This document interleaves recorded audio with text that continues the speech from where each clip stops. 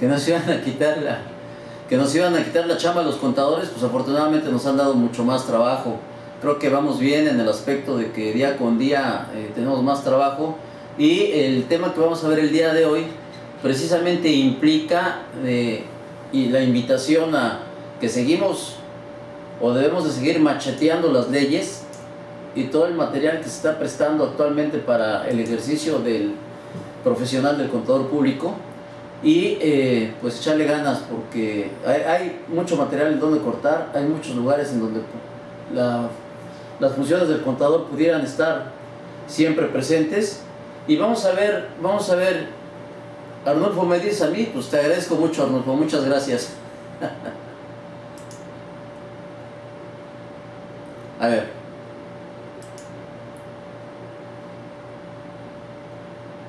vamos a compartir el material, vamos a compartir el escritorio para que todos podamos ver lo que tenemos preparado el día de hoy. Estamos instalando. Muy bien, pues primero que nada les comentaba, anduvimos un poquito ocupados con toda la chamba.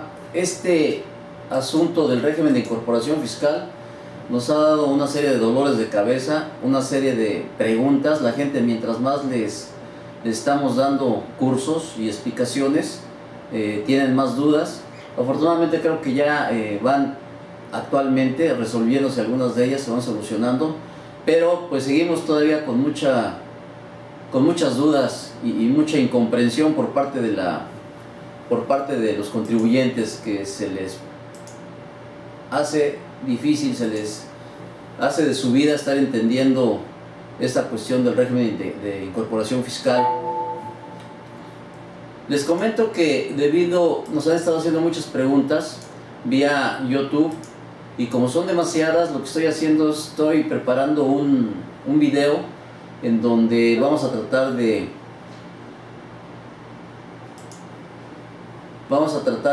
darle respuesta a todas esas preguntas.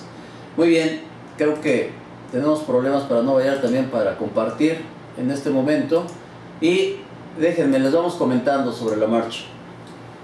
La ley FATCA, creo que a muchos de nosotros se nos había pasado, y como andamos absortos en otros temas fiscales, los que vemos que nos atañen en forma directa, que nos están atacando el área profesional del contador público, no nos habíamos puesto a pensar también en esta ley, que es la Ley de Cumplimiento Fiscal de Cuentas Extranjeras. Este tema es muy importante porque creo que todos o algunos de nosotros hemos tenido la oportunidad de platicar con algunos contribuyentes que, a manera de tratar de evitar o de esconder sus ingresos, abrían cuentas en Estados Unidos, y hasta cierto punto, hasta cierto momento, estaban perdidos, no eran localizables. Esto pues se dan cuenta las autoridades tanto de Estados Unidos como de México, y aprueban esta ley de cumplimiento fiscal de cuentas extranjeras. El Congreso de los Estados Unidos de América aprobó este convenio, cuya finalidad es facilitar la fiscalización y el gravamen de contribuyentes norteamericanos como una estrategia para eludir la evasión tributaria. FATCA surge en el marco del análisis que hace el gobierno estadounidense de la posibilidad de que algunos de sus contribuyentes, personas o entidades, manejen ilícitamente dinero a través de opciones financieras en el extranjero. Bien, a mí me tocó tener algún cliente norteamericano, y era bien cómodo porque cuando le convenía, como tenía las dos nacionalidades, los dos pasaportes, cuando le convenía declaraba aquí en México y presentaba algunas declaraciones, y ya con eso iba y las presentaba en Estados Unidos, se quitaba de problemas, y cuando le convenía hacía lo mismo ya en Estados Unidos. Entonces pues evidentemente se percató de esta situación el gobierno de los Estados Unidos y firman esta ley.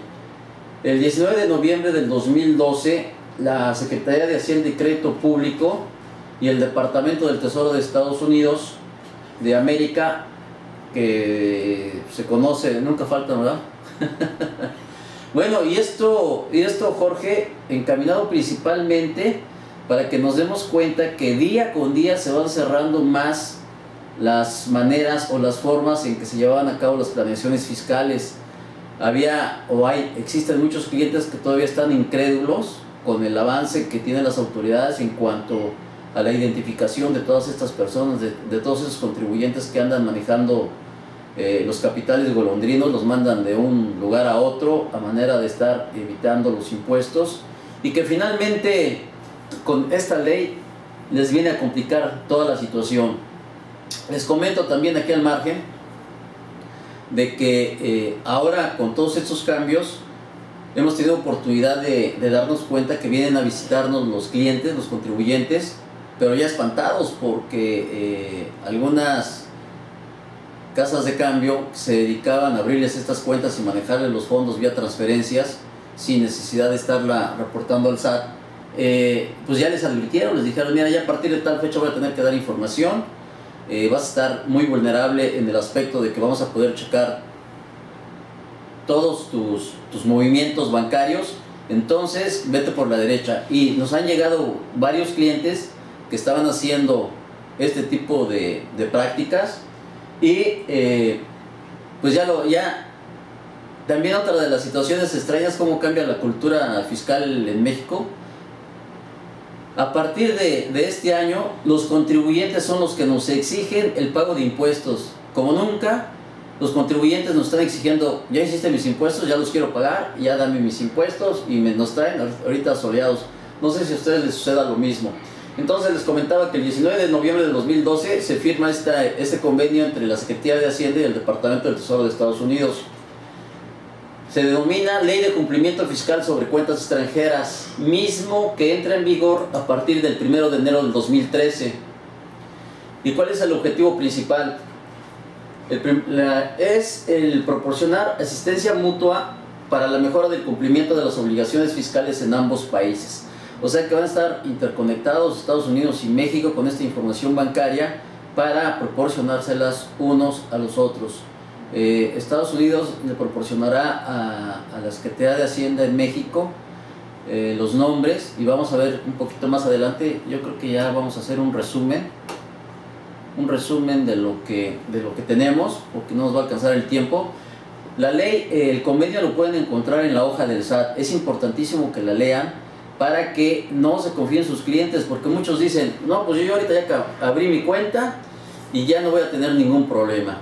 Vamos a ver más adelante que todavía los saldos al 2013 tiene la obligación, tanto el gobierno de Estados Unidos como el gobierno de México, de intercambiar información de estas cuentas bancarias, tanto de personas físicas como de personas morales, los saldos que tenían a 2013 y las fechas para que se proporcionen esta información. Una de las consideraciones que hacen es que pues, se comprometen las partes a trabajar de manera conjunta en el largo plazo. O sea que yo creo que ya va de por vida este convenio y este intercambio de información, con la finalidad de lograr el establecimiento de prácticas comunes en los reportes que lleven a cabo las instituciones financieras, así como su debida diligencia. También consideran que las partes reconocen la necesidad de coordinar las obligaciones de llevar a cabo reportes conforme a sus respectivas legislaciones internas, a efecto de evitar la duplicidad en el reporte. A mí se me antoja que también este tipo de actividad para el contador público, para el fiscalista, pues ya debería ser una especialización, porque no solo vamos a tener que aprenderlo todos los puntos de la ley FATCA, vamos a tener que aprendernos también lo que es los convenios para evitar la doble tributación del impuesto sobre la renta, que viene tipo de ingreso por tipo de ingreso ahí señalado de cuál es el manejo. Y caray, algunos convenios internacionales, vamos a tener que ver los tratados con otros países para evitar la doble tributación, cuáles están a la fecha. Jorge, si entras al portal del SAT, le das ahí ley FATCA, ahí viene la información, yo la bajé ahí del SAT. Y también consideran que las partes reconocen la necesidad de coordinar las obligaciones de llevar a cabo reportes conforme a sus respectivas legislaciones internas, a efecto de evitar la duplicidad en el reporte. Las partes desean celebrar un acuerdo para mejorar el cumplimiento fiscal internacional que incluye a FATCA, basado en la emisión de reportes a nivel nacional para su intercambio automático y recíproco, de conformidad con las convenciones y sujetos a las obligaciones de confidencialidad y demás protecciones contenidas en estas, lo cual incluye las disposiciones que limitan el uso de la información intercambiada al amparo de dichas convenciones. Los términos más importantes se los comento porque algunos tenemos desconocimiento. Los términos más importantes, que vienen infinidad de términos en esta ley. El término IRS, que en Estados Unidos lo pronuncian ARS, significa el Servicio de Rentas Internas de Estados Unidos. La expresión jurisdicción asociada significa una jurisdicción que tenga en vigor un acuerdo con los Estados Unidos para facilitar la implementación del FATCA. El IRS publicará una lista identificando a todas las jurisdicciones asociadas, independientemente de que Estados Unidos se supone que debe tener todas estas jurisdicciones con todos los bancos de su territorio. Tiene algunos territorios adicionales, entonces también debe de firmar estos convenios para que tengan o estén contenidos dentro de la jurisdicción asociada. La expresión autoridad competente, en el caso del Departamento del Tesoro de Estados Unidos, es el secretario del Tesoro o su delegado, autoridad competente en Estados Unidos. Y en el caso de México es la Secretaría de Hacienda y el Servicio de Administración Tributaria. La expresión institución financiera, les voy a dar más adelante algunos montos de los reportes que se van a intercambiar en la información para que vean que sí está grave el asunto. No son, algunos montos sí son grandes, pero hay unos que son demasiado pequeños, pero que sí ya son preocupantes para la gente que sigue manejando estos fondos en Estados Unidos. Les comento, ya muchos contribuyentes, les reitero, ya están cambiando esta forma de pensar y están regresando a darse de alta en el país, en México, y empezar a hacer sus declaraciones en forma puntual. Institución financiera significa una institución de custodia, una institución de depósitos, una entidad de inversión o una compañía de seguros específica. Institución de custodia significa cualquier entidad que posee activos financieros por cuenta de terceros. Institución financiera sujeta a reportar significa una institución financiera de México sujeta a reportar o una institución financiera de Estados Unidos sujeta a reportar según lo requiera el contexto. La expresión institución financiera de Estados Unidos sujeta a reportar. Bien, vamos a saltarnos algunas definiciones para ver lo más importante. Cuenta de depósito. Es importante que entendamos que también las cuentas de depósito que se tengan abiertas allá en Estados Unidos van a ser sujetas a este intercambio de información. Incluye cualquier cuenta comercial, de cheques, de ahorros a plazo o una cuenta documentada en un certificado de depósito, de ahorro, de inversión, de deuda u otro instrumento similar mantenido por una institución financiera en el ejercicio de su actividad bancaria o similar. Una cuenta de depósito también incluye un monto mantenido por una compañía de seguros en virtud de un contrato de inversión garantizada o un acuerdo similar para pagar o acreditar intereses. Bien, aquí había algunas planeaciones medias burdas que estaban haciendo algunas compañías en cuanto a los seguros y en cuanto a los futuros, de que se otorgaba una cantidad fuerte por parte de las empresas. Ellos les daban un comprobante de que compraban dólares y se lo regresaban por fuera, pero no quedaba ningún antecedente dentro de las empresas de ese dinero, dónde quedaba, en dónde se invirtió, qué fue lo que se compró. Totalmente burdo, o sea, no tenía ningún sustento legal este tipo de planeaciones fiscales. Y esto lo vimos que fue muy insistente y muy reiterativo el año pasado con algunas compañías que auditamos. Entonces, pues también ya se dan cuenta las autoridades de este tipo de planeaciones y están tratando de cerrarlas, de coparlas. La expresión contrato de renta vitalicia significa un contrato por el cual el emisor acuerda realizar pagos totales o parciales en un periodo determinado, referenciados a la expectativa de vida de una o varias personas físicas. La expresión también incluye los contratos que sean considerados como un contrato de renta vitalicia de conformidad con la legislación, regulación o práctica de la jurisdicción donde se celebre el mismo y por el cual el emisor acuerda realizar pagos por un periodo de años. Si ustedes recuerdan, algunos han tenido la oportunidad de revisar esos tipos de seguros que se compraban, en donde incluía el seguro, pero con la promesa de que el dinero se iba ahorrando y a determinados años de que tenías la inversión te lo iban a regresar, y que también te pagaban una serie de intereses. Ahí tenían algunos vencimientos, algunos en forma mensual, trimestral, semestral, según se contratara. Entonces también por ahí había bastante planeación fiscal. Pues les comento, ya no los están copando. La expresión contrato de seguros con valor en efectivo significa un contrato de seguro que no sea un contrato de reaseguro para indemnizaciones entre dos compañías de seguros, que tiene un valor en efectivo superior a los $50,000.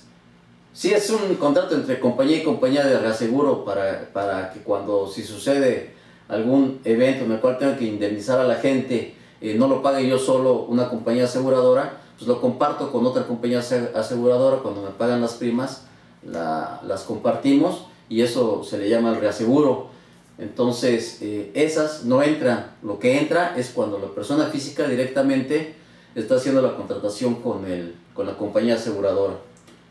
Esto es importante. La cuenta preexistente es lo que les comentaba, que se va a dar información al 31 de diciembre del 2013.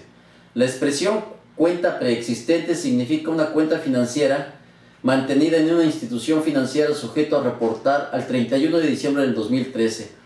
Entonces, todos aquellos contribuyentes que comentan, bueno, ya a partir del 1 de enero del 2014 yo ya comencé a hacer mis operaciones acá en México, pues sorpresa, van a dar la información de los saldos que guardaban, las cuentas que tuvieran en el extranjero al 31 de diciembre del 2013. Está observado en esta ley. Y tenemos otros términos como cuenta reportable a México. Fíjense, eso es lo que les comentaba, que es preocupante para que se los comentemos a nuestros clientes contribuyentes. Cuenta reportable a México significa una cuenta financiera mantenida en una institución financiera de Estados Unidos, sujeta a reportar cuando, en el caso de una cuenta de depósito, dicha cuenta es mantenida por una persona física residente en México y más de $10 en intereses son pagados a dicha cuenta en cualquier año de calendario. O, en el caso de una cuenta financiera distinta a una cuenta de depósito, el cuentaviente sea un residente de México, incluyendo entidades que certifiquen que son residentes en México para efectos fiscales, respecto de los ingresos pagados o acreditados cuya fuente de riqueza se encuentra en Estados Unidos, que estén sujetos a ser reportados de conformidad con el capítulo 3 o 61 del subtítulo 4 del Código de Rentas Internas de Estados Unidos. Entonces, si nos queremos hacer especialistas en esta materia para cuidar a los contribuyentes que tengan las cuentas por allá, pues ¿qué creen? Les comento que vamos a tener que aprender también el Código de Rentas Internas de Estados Unidos. Entonces, pues ahí está la oportunidad para los que lo quieran aprovechar. La expresión TIN de Estados Unidos significa el número de identificación federal del contribuyente de Estados Unidos. Y la expresión TIN mexicano es TIN, significa el número de identificación del Registro Federal de Contribuyentes en México.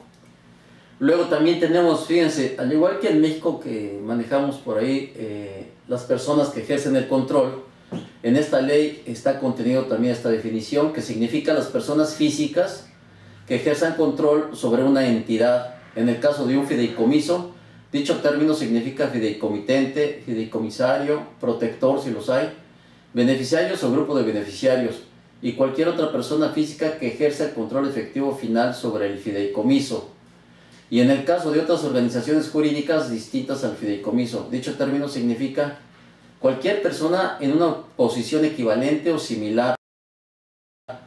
El término personas que ejercen control será interpretado en consistencia con las recomendaciones del Grupo de Acción Financiera. En el caso de Estados Unidos, respecto a cada cuenta reportable a México de cada institución financiera de Estados Unidos sujeta a reportar, El nombre y dirección y TIN mexicano de cualquier persona que sea residente en México y sea el cuentaviente de la cuenta. En un principio también están observando dentro de este convenio de que va a ser un tanto difícil tanto para las instituciones financieras mexicanas contar con este TIN de los estadounidenses, así como allá contar con el RFC de los mexicanos. Entonces hay por ahí algunas facilidades, pero eso no implica de que no den la información de la fecha de nacimiento de estas personas, de esos cuentavientes, de los titulares de las cuentas. Pues ya sabemos que con la fecha de nacimiento es fácilmente identificable y podemos obtener el RFC en el caso de México. De la información que se va a dar también es el número de cuenta o su equivalente funcional en caso de no tenerlo. El nombre y número de identificación de la institución financiera de Estados Unidos sujeta a reportar. El monto bruto de intereses pagados a una cuenta de depósito. El monto bruto de dividendos con fuente de riqueza en Estados Unidos pagados o acreditados a la cuenta y el monto bruto de otros ingresos con fuente de riqueza en Estados Unidos pagados o acreditados a la cuenta en la medida en la que estén sujetos a reportar de conformidad con el capítulo 3 o 61, reitero, del Código de Rentas Internas de Estados Unidos. Vamos a tener que aprender también eso.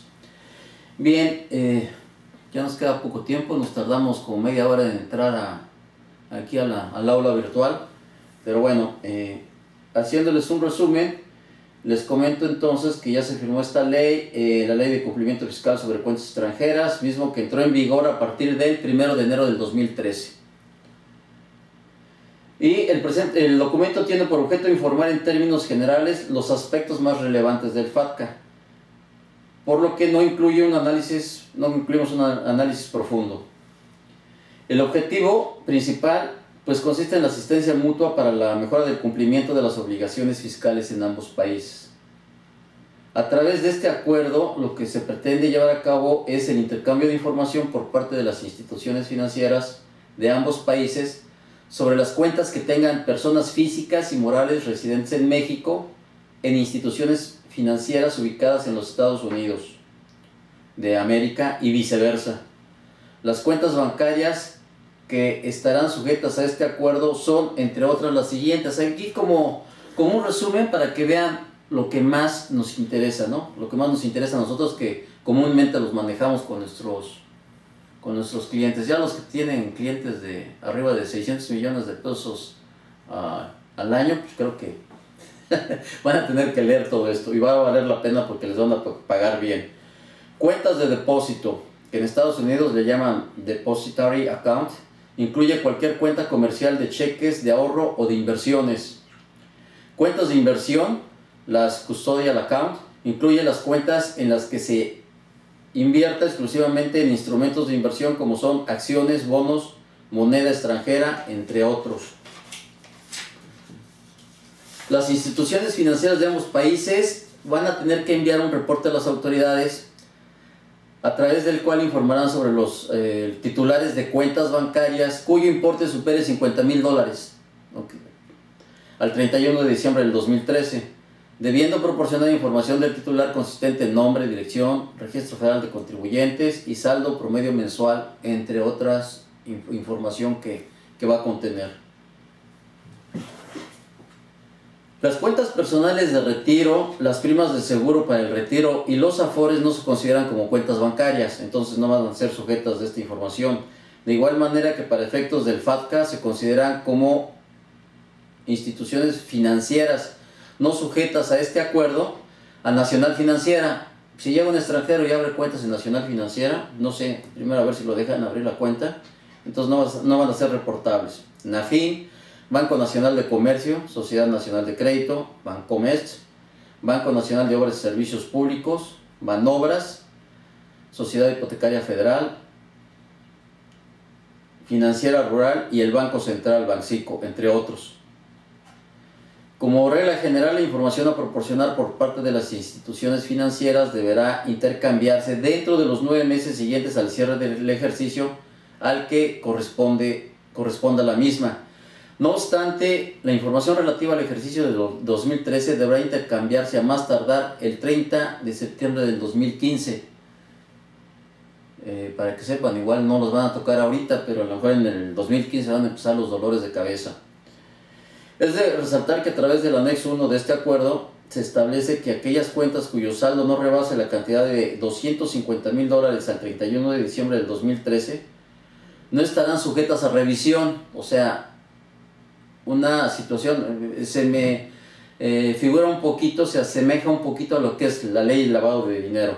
Hasta tal importe vamos a dar información, pero a partir de tal importe va a ser sujeto a revisión. Entonces la cantidad de $250,000 al 31 de diciembre del 2013 no estarán sujetos a revisión, identificación o reporte conforme a lo señalado en el FATCA. Si en cualquier ejercicio posterior este saldo excede de $1 millón, a partir de ese momento estará sujeta a revisión, identificación o reporte.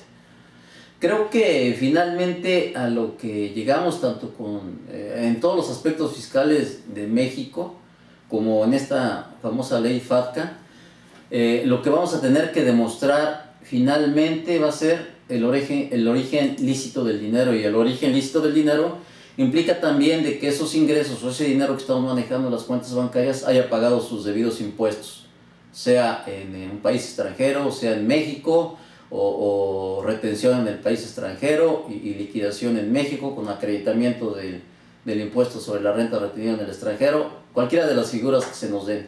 Entonces les digo que tenemos mucho por leer también en este tema. También, de conformidad con el artículo 117 de la Ley de Instituciones de Crédito, la información y documentación relativa a las operaciones y servicios que lleven a cabo las instituciones de crédito tendrá carácter confidencial, pues al igual que también sucede aquí en México, por lo que las instituciones de crédito, en protección del derecho a la privacidad de sus clientes y usuarios, en ningún caso podrán dar noticias o información de los depósitos, operaciones o servicios, incluyendo los previstos en los fideicomisos, sino al depositante, al deudor, al titular o beneficiario, salvo que dicha información se solicite por mandato judicial. Este mandato también lo tenemos en las leyes mexicanas. Es importante también, pues creo que aquí que conozcamos el mecanismo que van a seguir las instituciones financieras, o en su caso las autoridades, para reportar las inversiones que tengan en el país.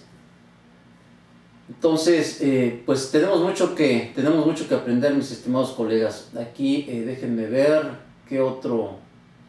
Dice: sujeto a lo dispuesto en el numeral 2 de esta sección, las cuentas preexistentes de personas físicas con un saldo o valor que no exceda de $50,000 al 31 de diciembre, cuentas que no requieren ser revisadas, identificadas o reportadas. Hasta $50,000, abajo de $50,000 no van a ser reportadas. Y les comentaba también las cuentas preexistentes de personas físicas que sean contratos de seguros con valor en efectivo y contratos de renta vitalicia con un saldo o valor de $250,000 o menos al 31 de diciembre del 2013.